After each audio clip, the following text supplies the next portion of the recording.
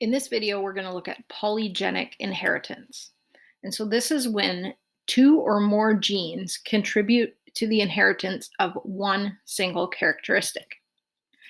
So Mendel discovered an example of this when he crossed a purple flowered species of bean with a white flowered species.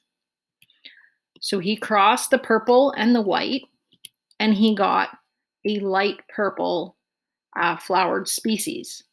So he thought this was a situation of incomplete dominance. So then when he crossed the light purple ones together to give the F2, he expected a ratio of 1 purple to 2 light purple to 1 white. But actually what he found was that he got multiple shades of purple and a small proportion of white.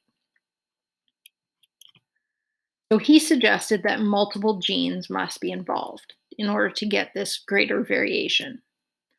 So as an example, if there were 2 genes involved, and we call those A and B, and each of those genes had 2 incompletely dominant alleles, one that gave a purple pigment, so purple flowers, and one that was white flowers, there could be 5 shades of flower color. So if we look at that cross, so if we cross purple, and fully white, so it's the purple one's got all purple alleles, the white one has all white alleles. We get the lighter purple. And now we can say the genotype of this would be 2 purple alleles and 2 white alleles, giving the lighter purple. So then if we take those lighter purple flowers and do the dihybrid cross,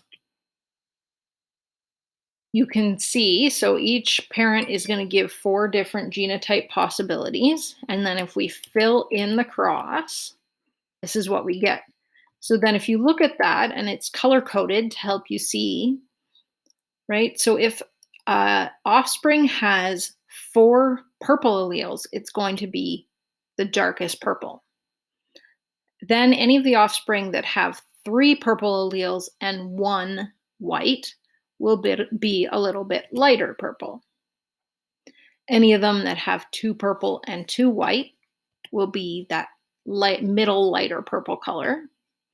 The ones that have 1 purple and 3 whites will be even lighter purple. And then finally, any of them with all white alleles will be fully white. So instead of a 1/4 white, we're only getting 1/16 white. Okay, and there's a lot more variation in the colors we can get. And this is because 2 genes are involved.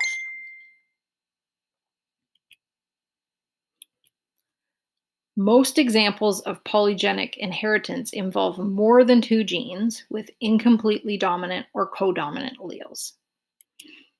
And as you get more genes involved, the number of possible phenotypes increases.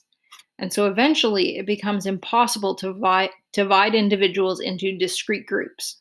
Or in other words, the variation becomes continuous. So if you think about the purple example, if you had even more genes and could get more shades of purple, it would be really hard to tell between what is one light purple versus a slightly lighter purple. And so it's just a continuous variation of purple. Another example of polygenic inheritance is skin color in humans. So the color of human skin depends on the amount of the black pigment melanin that is in it. So there are at least 4 and possibly more genes involved, each with alleles that promote melanin production and alleles that do not. So this causes there to be a wide range of possible genotypes, ranging from no alleles promoting melanin production, so that's if you have very pale skin, to most of the alleles promoting melanin production, or all of them, and that gives very dark skin.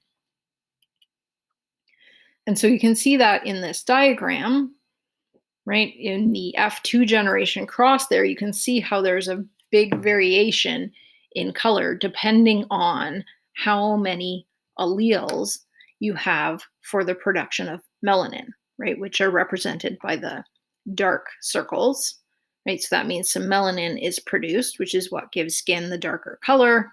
The more melanin, the darker the skin is.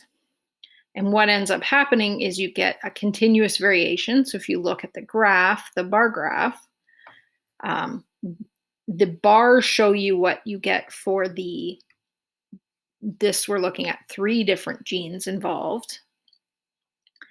So then if you had more genes, eventually you get completely continuous variation in color.